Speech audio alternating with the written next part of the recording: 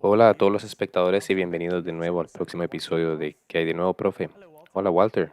Un gusto volverte a ver. El gusto es mío. Veo que estás de vuelta en tu chaleco de cuadros. Te hace ver muy intelectual hoy. Sí, tú también te ves muy intelectual hoy. Gracias. Gracias por unirte a nosotros. ¿Y cómo fue tu semana? Fue un poco agitado. Ya no puedo soportar estas cuarentenas más que demasiado, ¿no? Así es, ya. Estamos bien ocupados, pero vamos directo al tema. Y vamos a comenzar con una palabra de oración. Yo oraré. ¿Tú vas a orar? Excelente. Padre Celestial, muchas gracias por reunirnos de nuevo.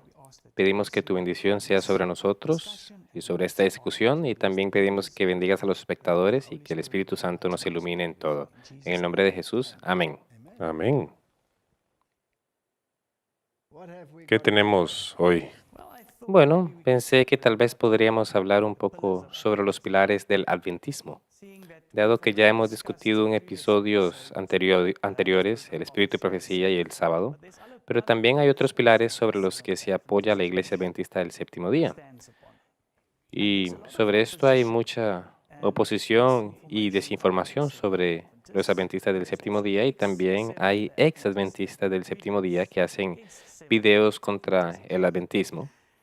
Y tal vez puedas simplemente elaborar un poco para nosotros sobre lo que dicen estas personas, sobre si tienen algo de verdad lo que ellos dicen. Sí, esto es algo importante, como dices tú. Hay páginas web que tratan de desacreditar lo que el adventismo representa. Y esto siempre se reduce a las mismas cosas básicas. Yo no dudo de la sinceridad de estas personas y, y que sienten que deben iluminar el mundo, pero tienen serias equivocaciones en sus conceptos. Ahora, una de las grandes cosas es, por supuesto, el santuario, el gran chasco de 1844, el juicio investigador y el perfeccionismo percibido cuando se trata de la ley. Y luego, pues por supuesto, les encanta citar a Elena de White sobre estos temas y decir, mira aquí, esto es lo que ella dice. Y por cierto, es muy fácil hacer eso. Y el tema del perfeccionismo es un tema muy importante. Y el tema del perfeccionismo ha sido un tema importante a lo largo de la historia. Y no debemos olvidar que si el diablo puede usar su herramienta para llevar a la gente a una religión autosuficiente, él lo hará. Nuestra religión se basa en Cristo y nuestra salvación se basa en Cristo. Y tan pronto como incorporamos un elemento del yo en nuestra salvación, entonces nos metemos en problemas. Pero no hay duda de que Cristo requiere obediencia. Si me amas, guardarás mis mandamientos. El que dice que me ama y no guarda mis mandamientos es un mentiroso y la verdad no está en él. No he venido a abolir la ley. Y luego dice que ni una jota ni una tilde de ninguna manera será quitada de la ley del Señor. Desaparecerá de la ley del Señor. Nada, nada, ni una jota ni una tilde, por lo que todos estos versos nos dicen que la obediencia es un requisito previo. Ahora, ¿soy salvo a través de mi obediencia? No.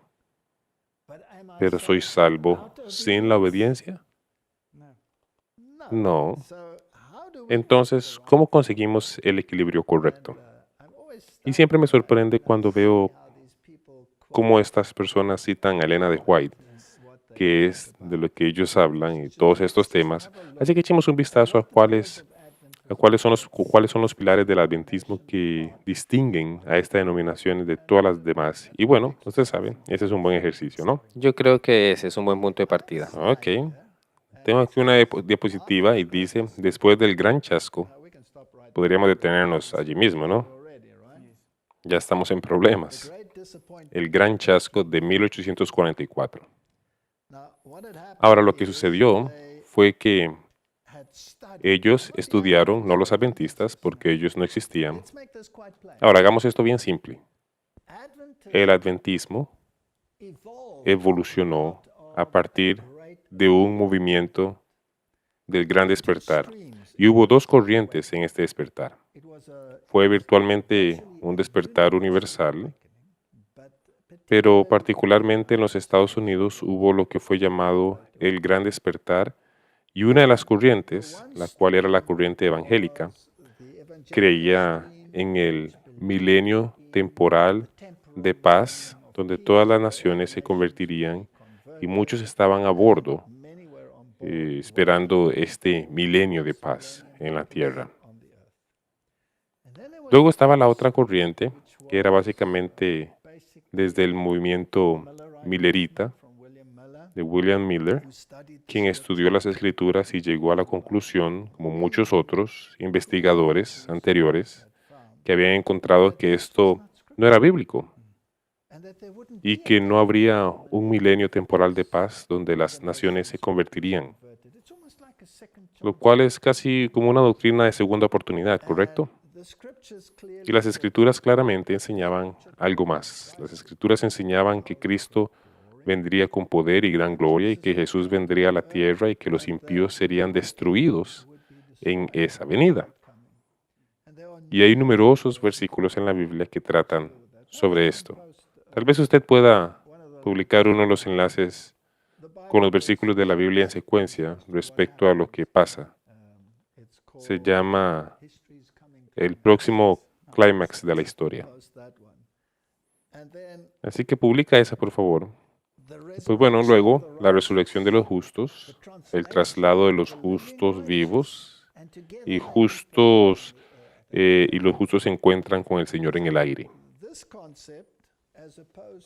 Ellos son los llevados. Pero este concepto está en oposición de un concepto de un rapto secreto y luego un milenio de paz aquí en la tierra donde todos se convertirían, etcétera, etcétera.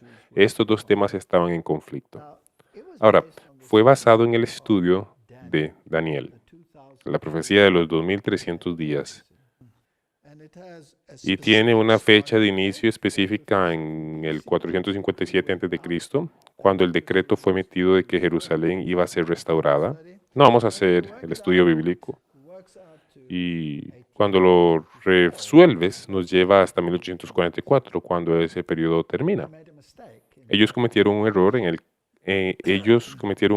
el cálculo porque pensaron que de 457 a.C.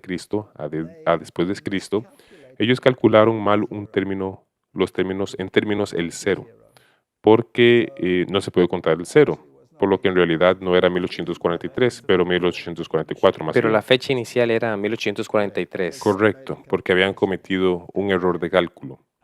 Y luego, pues por supuesto, Cristo no vino. Y ellos no entendieron las palabras de Daniel.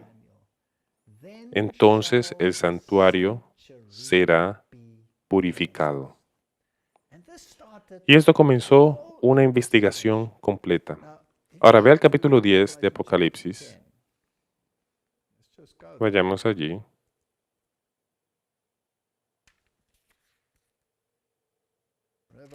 Apocalipsis capítulo 10. Hay un capítulo sobre este ángel poderoso que desciende del cielo vestido con una nube y un arco iris que estaba sobre su cabeza y su rostro era como el rostro del sol. Es una descripción de Jesús parado en el agua y en la tierra. Y luego tiene en su mano un pergamino, pero está sellado, está cerrado. Y un pergamino sellado es algo sobre lo que la gente no tiene conocimiento y que no saben lo que significa, pero debía ser abierto, debía entenderse. Ahora, si estudias tu Biblia, encontrarás que solo hay una profecía que fue sellada. Daniel trató de entender lo que la profecía significaba, pero el ángel Gabriel le dijo que está sellada para el tiempo del fin, así que solo entonces sería entendida. sigue tu camino, tú descansarás y al final estarás de pie y recibirás una gran herencia. Así que aquí había una profecía sellada y había llegado el momento de abrir la profecía y luego encontramos esta hermosa historia en el capítulo 10 de Apocalipsis, donde Juan, en visión, toma el rollo y se lo come. En otras palabras, internaliza el mensaje y era dulce como la miel en su boca. En otras palabras, era un mensaje de alegría. Y el mensaje de alegría de la apertura del rollo era que Cristo viene de nuevo. Pero luego se tornó amargo, agrio en su estómago. Y hubo una gran decepción. Pensaron que el fin venía, pero el fin no llegó y luego recibieron la instrucción de que debes profetizar nuevamente. Y eso lo leemos en Apocalipsis capítulo 10. Leemos desde el versículo 10. Entonces tomé el librito de la mano del ángel y lo comí, y era dulce en mi boca como la miel, pero cuando lo hube comido, amargo en mi vientre. Una amargura, una amarga desilusión. Y me dijo que debía profetizar de nuevo. Es una palabra muy importante. Si ellos pensaban que profetizar y la predicación había llegado a su fin, pero se les decía aquí en la Biblia que no. Ahora debes profetizar de nuevo ante muchos pueblos y naciones y lenguas y reyes. En otras palabras, hay un mensaje universal que ahora tienes que llevar al mundo. Ahora, ¿cuál es este mensaje universal? ¿Dónde encontramos un lenguaje similar? Lo encontramos en Apocalipsis capítulo 14, donde tenemos el mensaje de los tres ángeles. Y leemos allí desde el versículo 6 en el versículo 6 en el capítulo 14 de Apocalipsis y dice, y vi volar por en medio del cielo otro ángel que tenía el evangelio eterno. En otras palabras, el mismo evangelio que ha existido por siempre. No hay evangelio de dispensación, donde los criterios para la salvación cambian con el tiempo. Por lo que no hay dispensación de la ley cuando tienes que ser obediente y gracia donde no tienes que seguir los mandamientos. Ahora vi otro ángel volar en medio del cielo con el evangelio eterno. Y lo hemos dicho muchas veces. Adán y Eva fueron salvados por la sangre del cordero. Ellos tuvieron que sacrificar el cordero y su desnudez fue cubierta con la piel del cordero. En otras palabras, la justicia de Cristo, para predicarlo a los moradores de la tierra, a toda nación, tribu, lengua y pueblo. Así que aquí sigue el mensaje y son los mensajes de los tres ángeles. Ahora la gente dice que tenían una interpretación incorrecta de la Biblia. Eso es lo que dicen los críticos de los milleritas. Y por lo tanto, una gran decepción señala el hecho que en realidad su comienzo fue un hazme reír. Y no vino, Que era una falsa enseñanza. que no se hizo realidad.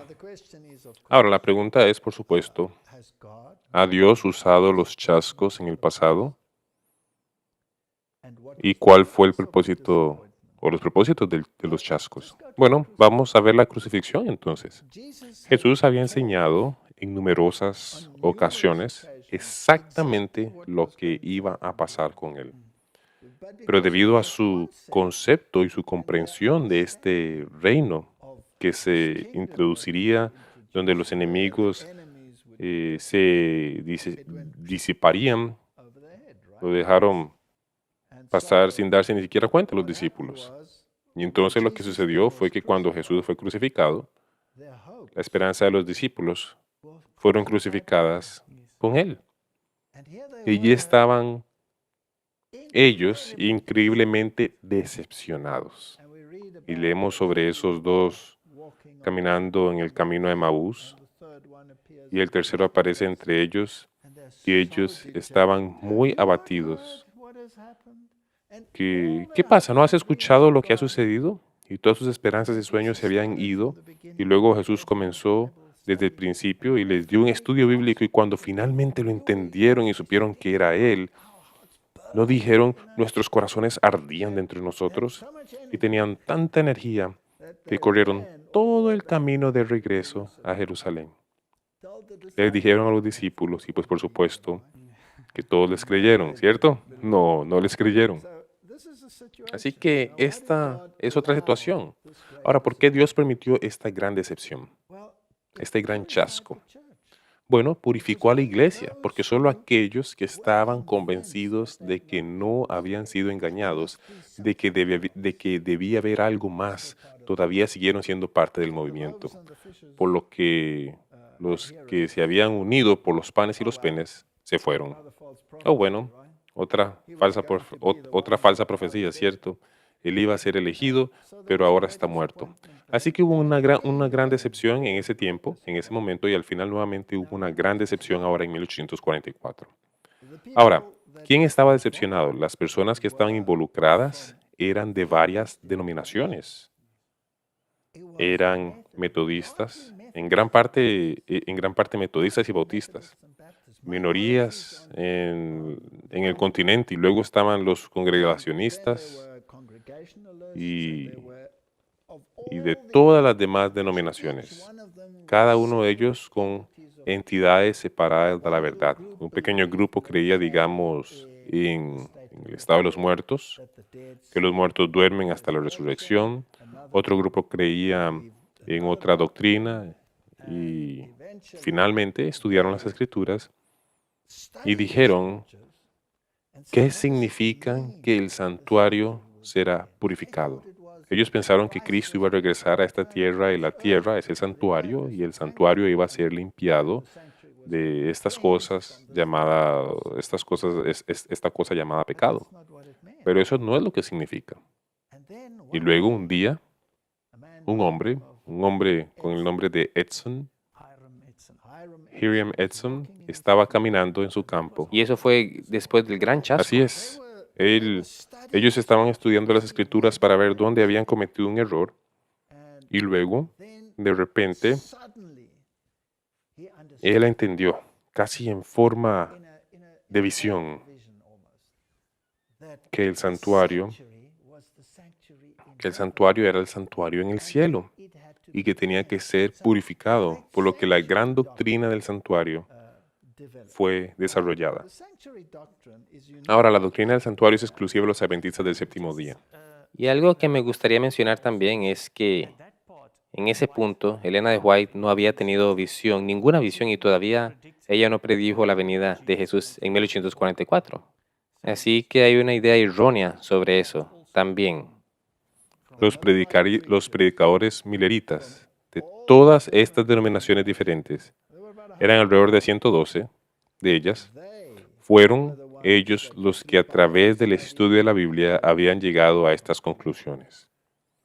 El adventismo evolucionó a partir de ese gran chasco, por lo que la doctrina del santuario es básicamente única para los adventistas del séptimo día. Ahora, aquí surge una pregunta interesante. Si estudias el Antiguo Testamento, ¿cuánto del Antiguo Testamento se refiere al santuario?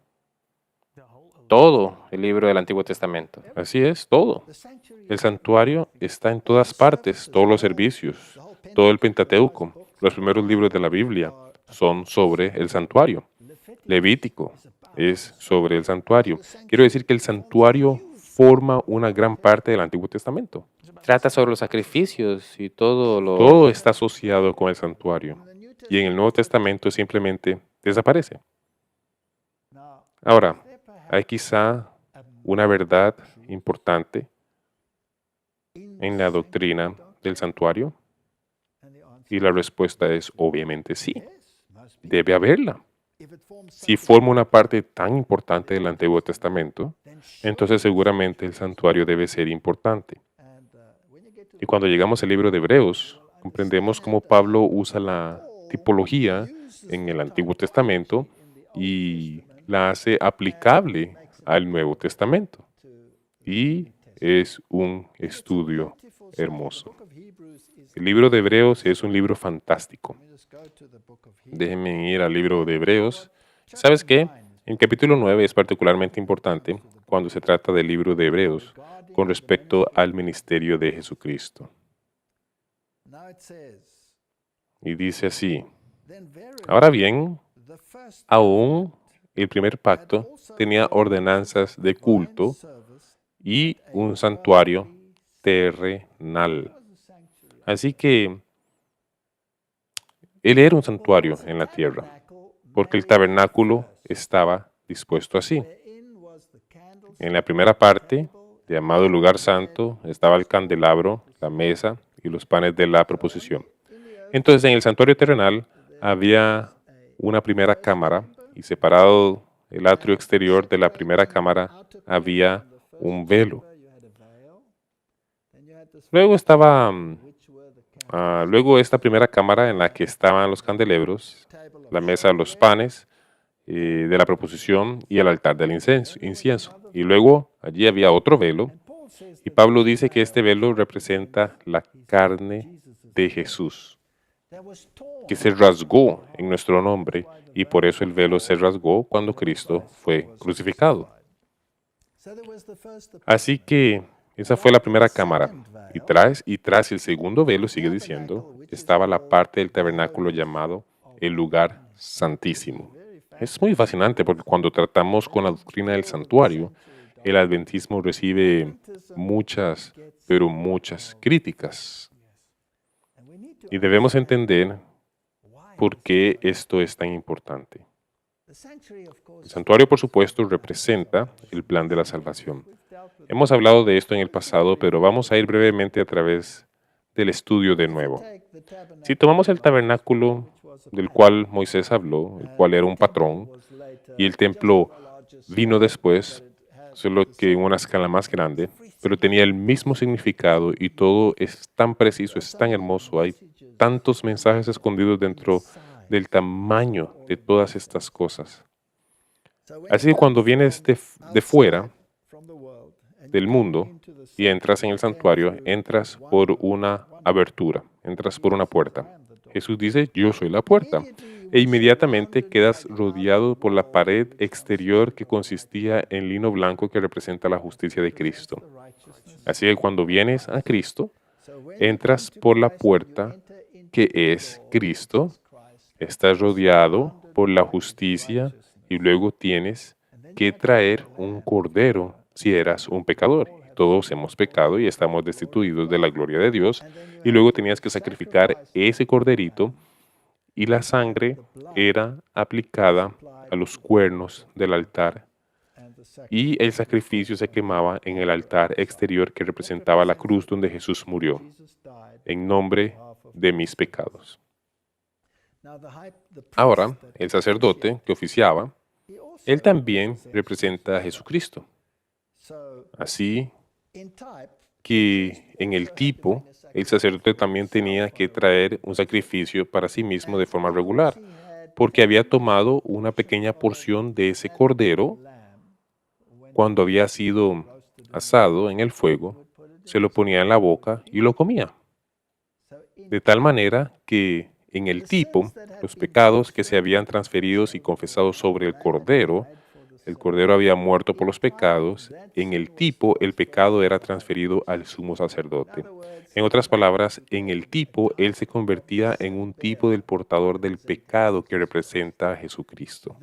Luego, cuando él traía su propio sacrificio, entonces en el tipo, ese sacrificio no solo era un sacrificio para el sumo sacerdote, quien era un ser humano, pecador, sino también por los que habían sido confesados.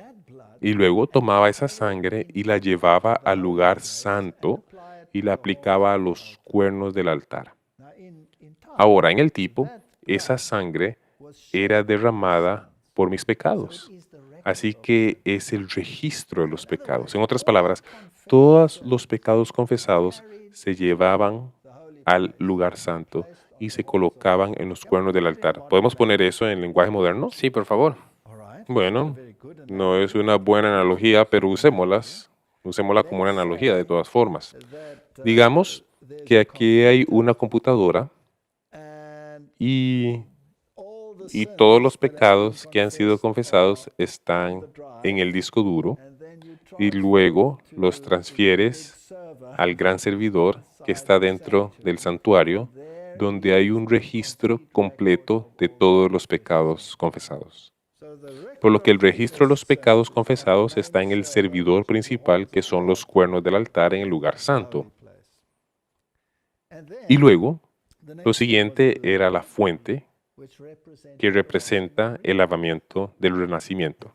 Y luego, cuando entrabas en el velo, pasabas de nuevo a través de Cristo, entras en el velo, estás cubierto por la justicia de Cristo, allí está el candelabro, está el pan de la proposición, allí está el altar del incienso también. Y Jesús dice que Él es la luz del mundo. Así que el candelabro representa a Jesús, la luz del mundo. Hay 7 candeleros. El número 7 es, pues, por supuesto, el número de la divinidad, que pudiera también entrar en grandes detalles, ahí en las 7 iglesias, Cristo el Salvador, de todas las edades, etcétera, etcétera. Pero bueno, el altar del incienso es la intercesión. Cristo es mi intercesor que suplica en mi nombre, y el humo que sube al Apocalipsis, en Apocalipsis nos dice que son las oraciones de los santos hechas aceptables para Dios a través de los méritos de Jesucristo. Es una hermosa historia. El pan de la proposición representa, pues bueno, habían 12 de ellos y representan a Cristo, el pan sin levadura, el pan que bajó del cielo, su carácter, su vida, que fue derramada por mí, y tengo que interiorizar ese pan, en otras palabras, el pan de vida. Entonces, el candelero, la palabra, el pan de vida, el carácter de Cristo, que debe ser interiorizado, y debo aceptarlo como mi intermediario.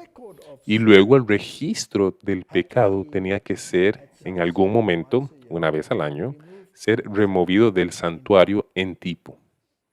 Así que el sumo sacerdote iba una vez al año al lugar santísimo, y en el lugar santísimo estaba la ley dentro del arca del pacto. Ahora, la ley es la norma de juicio. La ley en realidad me condena a muerte. La ley no puede salvarme. Solo el Inmaculado Cordero de Dios puede salvarme. Y por encima de la ley había un propiciatorio. Es un nombre hermoso. Es en realidad un trono que está entre 2 querubines. Y allí Dios mismo se sienta en su trono, en el propiciatorio. En otras palabras, Dios me protege a través de su misericordia de la condenación de la ley. Es una imagen hermosa. Ahora, había 2 machos cabríos en esta etapa que eran usados en ese sacrificio. Había un macho cabrío del Señor y estaba el chivo expiatorio. Y lo que hicieron, o lo que hacían, fue que el sumo sacerdote entraba y hacía la expiación y rociaba la sangre del sacrificio contra el arca, y hacía la expiación por el arca. Y luego salía al lugar santo y él hacía expiación, y entonces salía y ponía sus manos sobre el chivo expiatorio. Y en el tipo transfería el registro de los pecados confesados al chivo expiatorio, que era llevado al desierto y no moría. No moría sacrificado. Eso es lo que sucedía. Y ahora, ¿cómo lo aplicamos? Entonces, el adventismo se dio cuenta, o más bien los primeros adventistas, se dieron cuenta cuando estudiaron eso, que debía haber habido un evento que tuvo lugar en el cielo, donde Jesús, como el sumo sacerdote que oficiaba, fue al lugar santísimo, y el proceso de limpieza del registro del pecado tuvo lugar en el lugar santísimo. Y aquí hay una manzana de la discordia. Ahora hay que ir al capítulo 7 de Daniel para ver dónde comienza todo esto. Así que vayamos al libro de Daniel y vayamos al capítulo 7 del libro de Daniel, y podemos leer allí desde el versículo 9. Y dice: estuve mirando hasta que fueron puestos tronos, y se sentó un anciano de días, cuyo vestido era blanco como la nieve, y el pelo de su cabeza como lana limpia. Su trono llama de fuego y las ruedas del mismo fuego ardiente.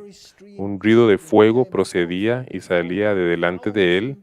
Millares de millares le servían y millones de millones asistían delante de él. El juez se sentó y los libros fueron abiertos. Ahora, esta es una escena que tiene lugar en el cielo. Esto aquí es una escena de juicio celestial.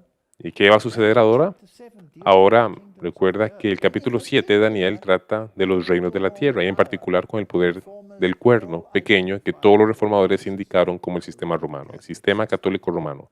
Así que aquí hay una escena de juicio, pero no es en la tierra, es en el cielo.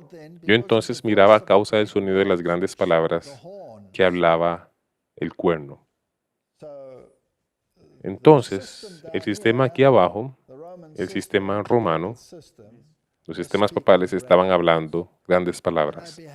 Miraba, sigue diciendo, hasta que mataron a la bestia y su cuerpo fue destrozado y entregado para ser quemado en el fuego. Así que observa las etapas finales de la historia de la tierra. Ahora estamos en esas etapas. Había también quitado a las otras bestias de su dominio, pero les había sido prolongada la vida hasta cierto tiempo. Miraba yo en la visión de la noche, y aquí con las nubes del cielo venía uno como un hijo del hombre. Ese es Jesús, y la versión de la Biblia del King James en inglés está marcado con mayúscula.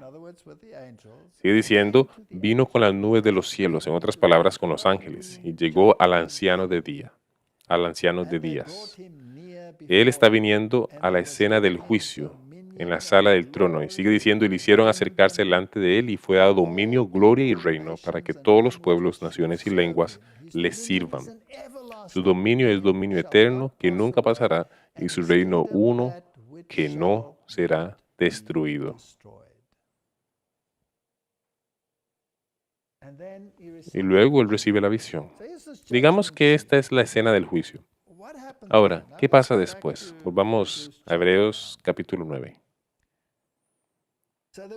Así que la forma en que describe este tabernáculo, el tabernáculo terrenal, y él describe la primera cámara y luego describe la segunda cámara, en el versículo 3 y dice, tras el segundo velo estaba la parte del tabernáculo llamado el lugar santísimo, en el cual es el más santo, Hagai Hagión en el original, el cual tenía un incensario de oro y el arca del pacto cubierta de oro por todas partes, en la que estaba una urna de oro que contenía el maná, la vara de Aarón que reverdeció y las tablas del pacto. En otras palabras, los 10 mandamientos.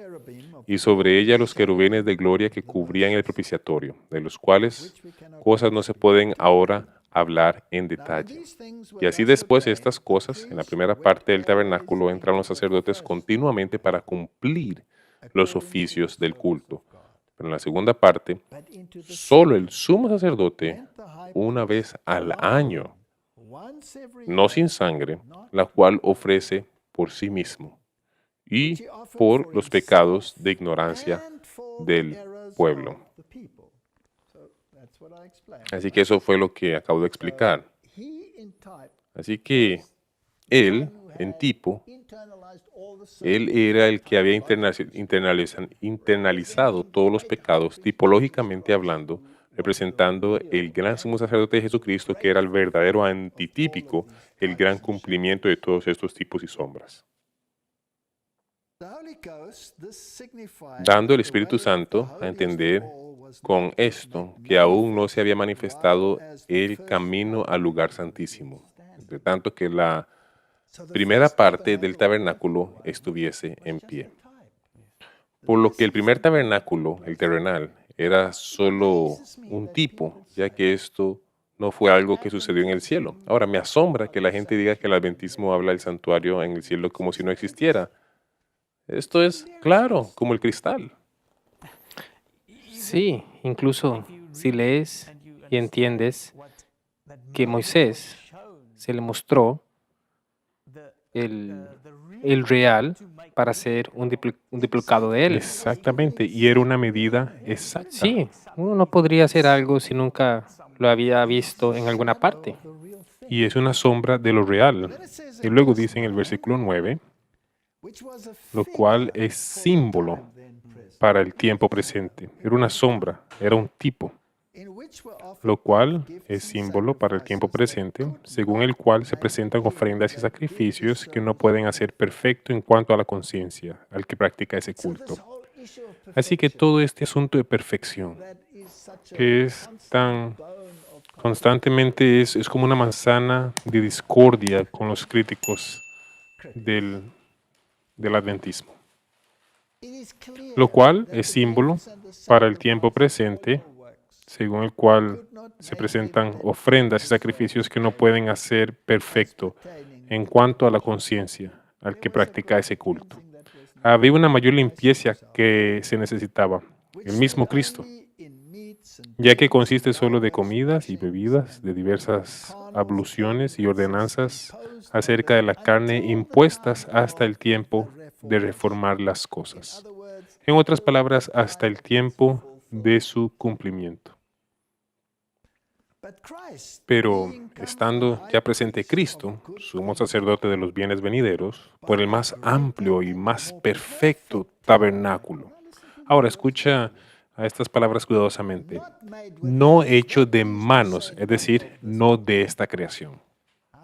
¿Cuánto más claro se puede ser? Él lo dice 2 veces. Dice que está hablando de este tabernáculo más grande, el celestial, y luego dice que no está hecho con las manos, en otras palabras, celestial. Es decir, una repetición, no de esta creación, por lo que es uno, celestial. Luego, este magnífico versículo, el verso 12, y no por sangre de machos cabríos ni de becerros, sino por su propia sangre entró una vez para siempre en el lugar santísimo, habiendo obtenido eterna redención. Esa es la versión del King James en inglés. Ahora, esto es donde aquí es donde hay muchas críticas con respecto a este tema. Muchos creen que el chasco de 1844 fue como resultado de una teología equivocada. Pero la profecía de Daniel es muy clara y termina en 1844. ¿Qué fue lo que sucedió en 1844? La única pista que tenemos es la purificación del santuario.